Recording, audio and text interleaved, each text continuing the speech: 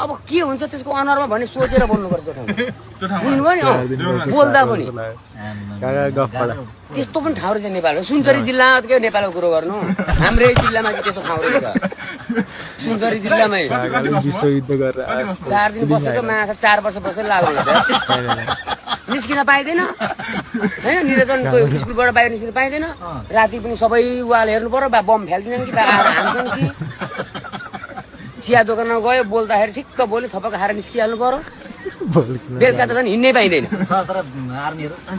पनि थिए नि भएर के गर्नु त्यस्तो घामबाट गाउँमा हिँड्यो नि बस्ती पनि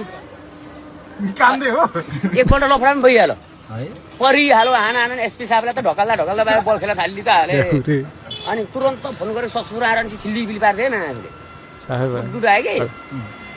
त्यतिकै नि खोजेर झगडा गर्ने क्या त दङ्गा मात्र खोजेको नि त्यसको रोलै त्यस्तो क्या ठाउँ फेरि हेर्दाखेरि चाहिँ मर्ना अरे तँ ल्याखुरे केही गर्दैन जस्तो हुने कि